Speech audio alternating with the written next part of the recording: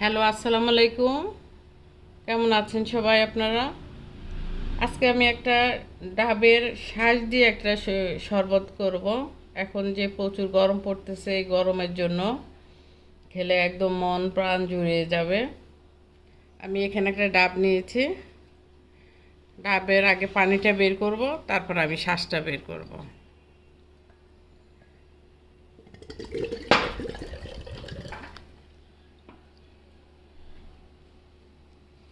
এই যে পানিটা, আর এখন আমি শাঁসটা বের করে, এই যে আপুরা ভাইয়েরা, ডাবের শাঁসটা এখন এটাকে আমি ব্লেন্ড করব। দিয়ে দিলাম জগে, আর সঙ্গে ডাবের পানি দিচ্ছি একটু,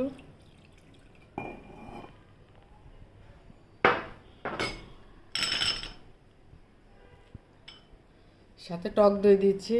টক দই আমাদের শরীরের অনেক উপকার করে এই গরমে।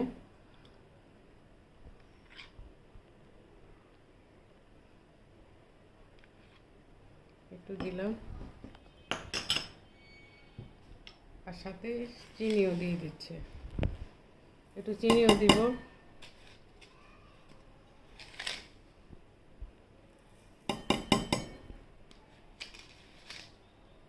হ্যাঁ, এটা টক মিষ্টি হবে, বেশি মিষ্টি হবে না। সঙ্গে একটু বিট লবণও দিচ্ছি।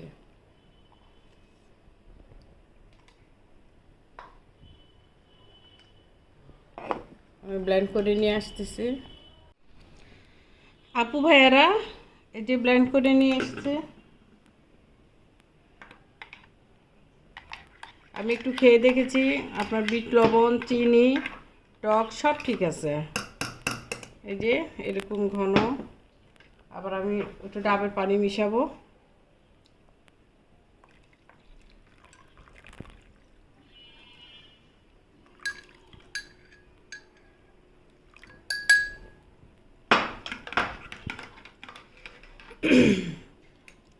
সাথে বরফ দিয়ে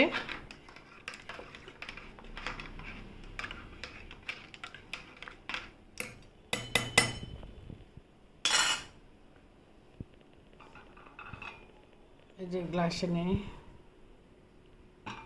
বিসমিল্লাহ।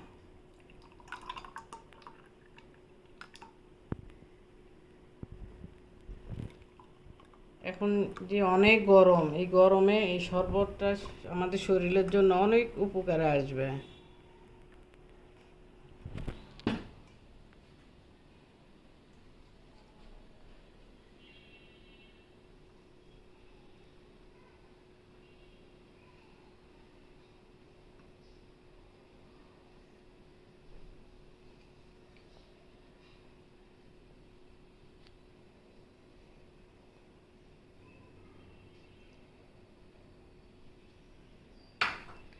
এই যে হয়ে গেল আমার শ্বাসের শরবত, বা লাচ্ছিও বলতে পারেন, ডাবের লাচ্ছি। যেটা আপনার ভালো লাগে, খেয়ে খেয়ে যখন দেখবেন অনেক মজা হয়েছে, তখন যে কোনো একটা নাম আপনি দিতে পারবেন। বরফ খেলে আরও বরফ দিতে পারবেন। অনেক মজা হয়েছে আপুরা, দেখেন। আপনারা এই গরমে বানিয়ে খাবেন, পরিবারের সবাইকে নিয়ে বানিয়ে খাবেন। তাহলে আর কি আপুরা, আপনারা ভালো থাকেন, সুস্থ থাকেন। এতক্ষণ আমার সাথে থাকার জন্য অসংখ্য ধন্যবাদ, ভালোবাসা, দোয়া। আসসালামু আলাইকুম।